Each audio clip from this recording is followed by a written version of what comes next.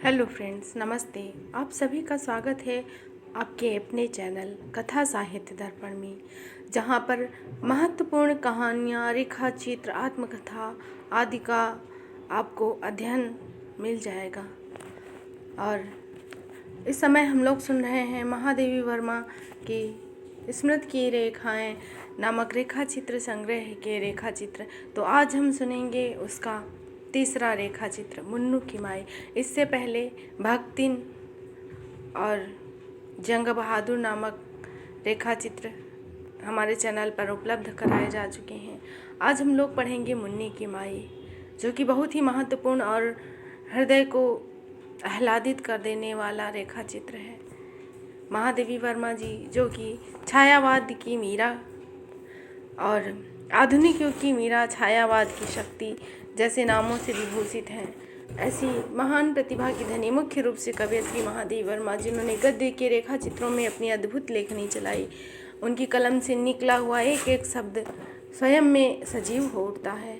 ऐसी सजीव रचना की प्रतिमूर्ति महादेवी वर्मा जी की रचना रेखा चित्र संग्रह स्मृति की रेखाएं का रेखा चित्र है मुन्नू की माई। तो आज हम इसको पढ़ेंगे। इससे पहले आपसे अनुरोध है कि आप हमारे चैनल को सब्सक्राइब कर लें, जिससे महत्वपूर्ण कहानियों की श्रृंखला सबसे पहले आप तक पहुँचे। तो आइए चलते हैं रेखा चित्र मुन्नू की माई पर। पहले पहले अरेल के भग्नावशेष में एक पक्की पर टूटी फूटी इमारत देखकर मैंने वहां उसकी दरकी और प्लास्टर रहित दीवार पर कंडे थापने में तन्मय एक स्त्री से पूछा, यह किसका घर है? जिससे प्रश्न किया गया था, उसने अपने खरखरे स्वर को और अधिक रूखा बनाकर उत्तर दिया, तोहका का करे का है? सहराती मेहरारून के काम काज नाहिन बा, जौन हिया हुआ गश्त लगावे चल देती हैं। दुबरी के बहू अपने कर्कशापन के लिए प्रसिद्ध है। बिखरे हुए बालों की रूखी और मैली कुचैली लटों से एक दो उसके पपड़ी पड़े होठों पर चिपक रही थी। पक्के रंग का श्याम शरीर धूल के अनेक आवरणों में छिपकर इतना धूसरित हो उठा है कि मटमैली धोती उसका एक अंग ही जान पड़ती है। गोबर रूपी मेहंदी से नित्य रंजित हाथों की प्रत्येक उंगली युद्ध के अनेक रहस्यमय संकेत छिपाए रहती है। उसकी मित्रता का मूल तत्व करु परितोष मोर संग्राम में छिपा रहता है, क्योंकि बिना वाक युद्ध में पराजित हुए वह किसी से बोलने में ही हीनता समझती है। यदि कोई उसकी युद्ध की चुनौती अस्वीकार कर दे तो वह उसी की दृष्टि में मित्रता के योग्य नहीं रहता।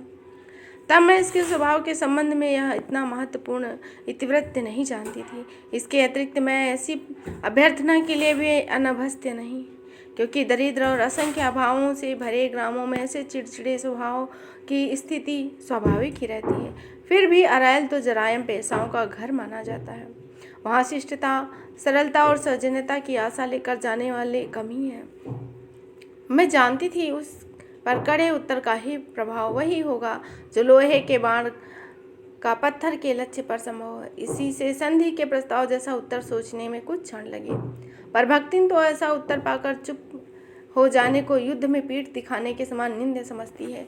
अतः उसने तुरंत कहा, शहर माँ शोर पड़ा है ना कि ई गांव की मलका कंडा बिनती हैं, गोबर थपती हैं, तो उन्हीं के दर्शन बरे आई थे। और कहा, इस तिक्त उत्तर से जो वाक विस्फोट होता है, मानो उसी को रोकने के लिए दूसरे टीले पर बने छोटे मंदिर से निकटवर्ती कच्चे घर के द्वार से एक मझोले कद की दुबली पतली स्त्री निकल आई।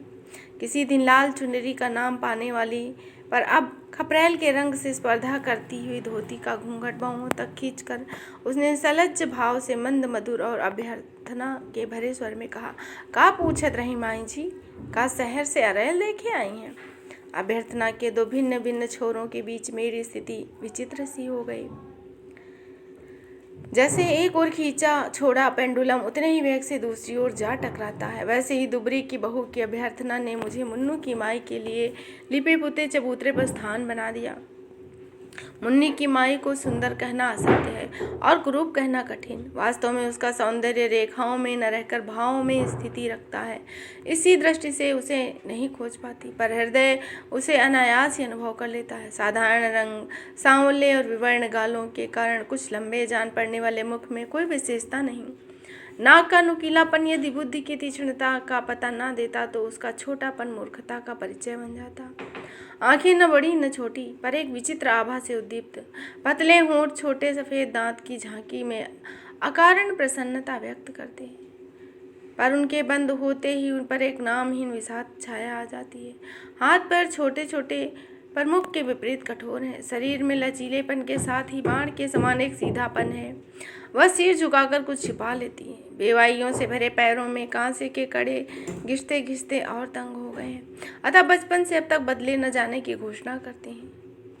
यही उसकी वेशभूषा है। सेवा परायणता उसका धर्म, मधुर भाषणी और सलज्जता उसका स्वभाव है। उस विजन जंगली जीवन में जंगली फूल के समान ही उपेक्षा और अपरिचय के बीच में वह खिली रहती है।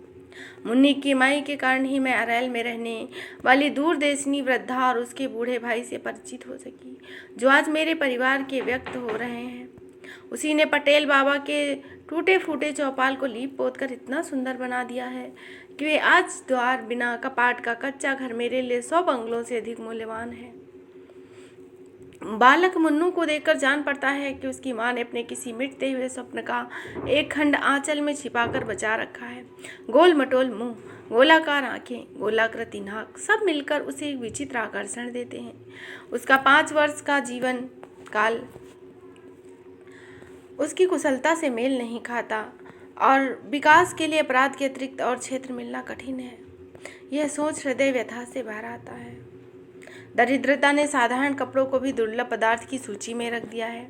माँ कभी पुराने और कभी सस्ते मोटे कपड़े का लंबा और बेडोल कुर्ता उल्टी सीधी खोपों से भरकर सी देती और उसे मैला न करने के संबंध में इतना उपदेश देती है कि बालक कुर्ते को शरीर से अधिक मूल्यवान समझने लगता है। चाहे आंधी पानी हो, चाहे लू धूप हुआ, सदा कुर्ता उतार के सुरक्षित स्थान पर रखने के उपरांत ही साथियों के साथ खेलता है।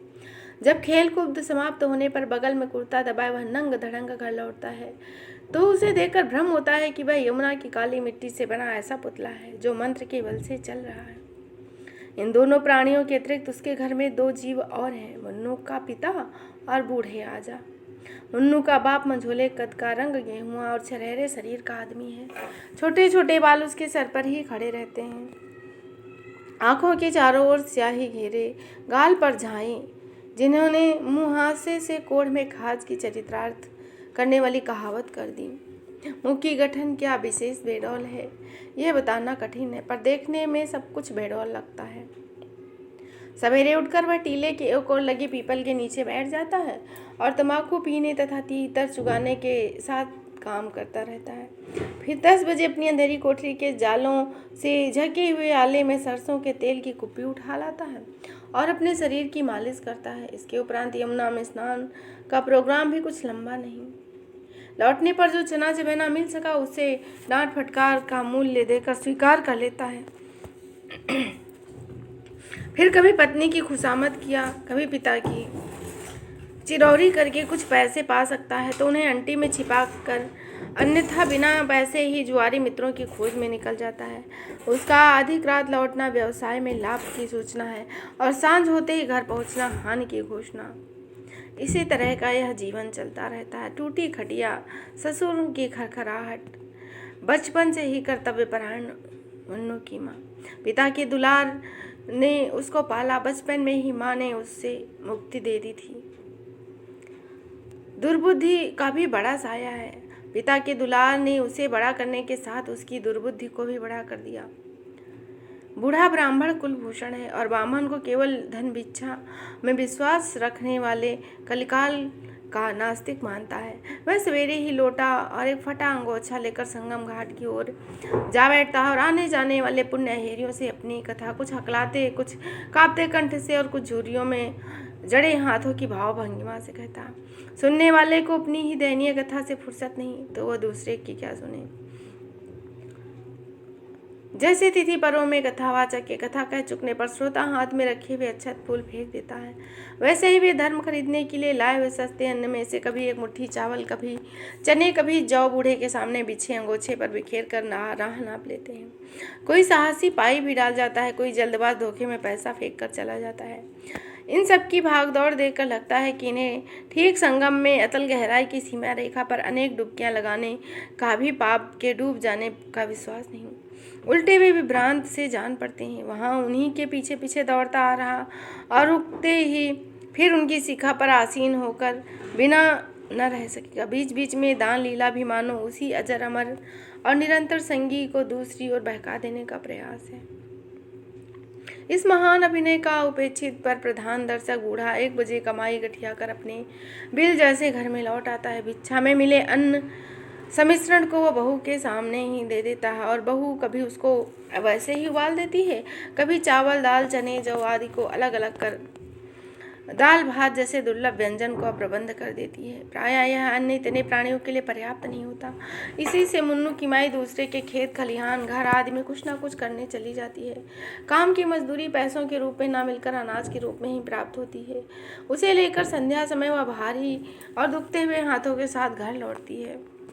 तब गृहिणी के कर्तव्य को उठाना भी अनिवार्य हो जाता है। पुराना घड़ा और किसी सुख स्मृति के अंतिम चिन्ह जैसे तांबे की चमकती हुई कलसी ले वह यमुना से पानी लेने जाती है। तब चूल्हे के ऊपर दीवार में बने आले से मिट्टी का दिया उठाती है। उसी में पड़े हुए पुराने कपड़े की जली बत्ती का गुल झाड़ कर कहीं से मांग जांच कर लाए हुए रिंडी के तेल से उसको स्निग्ध करती है। फिर चूल्हा जलाया, पगडंडी और खेतों के आसपास पड़े हुए गोबर के कंडे पात कर और इधर उधर से सूखी टहनियाँ बीन बटोर कर वह ईंधन की व्यवस्था करती है। बाजरा ज्वार जैसा अनाज मिलने पर वह अदहन में दाल छोड़कर अंधेरे कोने में गड़ी हुई घिसी घिसाई और बांस की हत्थे वाली चक्की चलाने बैठती है। बीच बीच में उठकर कभी चूल्हे का ईंधन ठीक करना, कभी ससुर के लिए चिलम भरना, कभी मुन्नू को चबेना आदि देकर बहलाना उसकी स्थिति में रोज कुआं खोदना और रोज पानी पीने जैसा है। इसी से उसकी गृहस्थी का रूप बंजारों की चलती फिरती गृहस्थी के समान है। सब कुछ मिल जाने पर घर में नमक नहीं मिलता। बस वह मुन्नू को द्वार पर बैठाकर गांव के बनिया के यहाँ दौड़ गई। कभी कंडों के धुएं से दम घुटने लगा तो अस्से की रोटी को जलने के भय से चूल्हे के एक ओर खिसकाकर खेत से सूखा रेंड या करबी ले आई। कभी ससुर खाते खाते मिर्च मांग बैठते और वह टूटी फूटी पर क्रम से रखी मटकियों से भरे कोने में जा पहुंचती। सारांश यह है कि कब क्या कैसी आदि प्रश्न कभी विचार में नहीं आए और वह तुरंत सबके लिए प्रस्तुत रहती। उसके परिश्रम ने उसके घर के प्राणियों का भूखा सोना तो असंभव कर दिया, पर उन सबको जब तब विशेष भोजन का भी वह प्रबंध कर देती। कभी किसी पड़ोसी के यहाँ मट्ठा फेर कर 1 लोटा मट्ठा ले आई और चना मटर आदि सब पीस कर कढ़ी बना देती। कभी किसी के खेत में काम करके रस या औटते हुए रस के ऊपर से उतारा हुआ मैल ही मिला तो उसने लोटे में लाल चावल डालकर मीठा भात रांध लिया। कभी हाट में जाने वाली काछिन का कुछ बोझा वहां तक पहुंचा दिया और बदले में मिली हुई साग सब्जी से दाल की एक रास्ता दूर कर दी। इस प्रकार उसके गृह प्रबंध में शतरंज की चालों और आवश्यक बुद्धि की जरूरत रहती। एक स्थान पर चूकने पर उसका परिणाम सारी व्यवस्था को अस्त व्यस्त कर देता। ससुर को वात कफ रोग घेरे रहता। इसके अतिरिक्त वृद्धा स्वयं भी एक व्याधि है। वृद्धावस्था 30 दिन में वह 12 दिन भिक्षाटन के कर्तव्य में असमर्थ रहता। शेष दिन में कभी कभी ऐसे कार्य आ पड़ते जो दूसरों की दृष्टि में निरर्थक होने पर भी उसके लिए परम आवश्यक है। कभी कोई पुराना मित्र खांसता खकारता तंबाकू का दम लगाने आ जाता तो जब तक अपनी ही नहीं मंगनी की भी तंबाकू समाप्त नहीं हो जाती तब तक उठने की चर्चा अशिष्टता की पराकाष्ठा समझी जाती। कभी वृद्ध को किसी पुरातन सहयोगी की सुध इस तरह व्याकुल कर देती कि वह सिरहाने संभाल कर धरी फटी हुई मिर्जई पहन तंबाकू और चुनौती से भरे पूरे बटुए को कमर में खोसकर लठिया के सहारे गांव की ओर चल देता। कभी उसे आसपास रहने वाला कोई भला आदमी मिल जाता तो उसे अपने अच्छे दिन का इतिहास सुनाता। बहू ने जब से उसकी आजीविका का प्रबंध कार्य बांट लिया तब से वह और भी निश्चिंतता के साथ टूटी खटिया पर लेटकर बहू को सेवा परायण होने का कर्तव्य समझाता।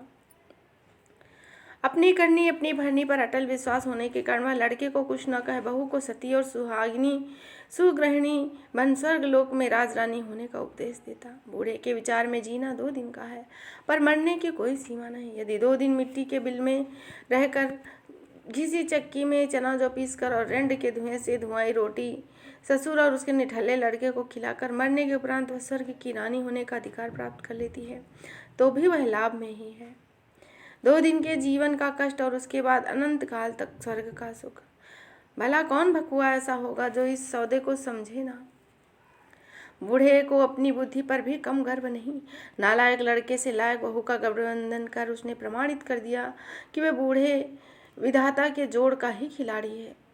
यदि होता ना तो विधाता महाराज उसके बुढ़ौती में बलात् संन्यास ग्रहण कर लेने के लिए बाधा क्यों डालते।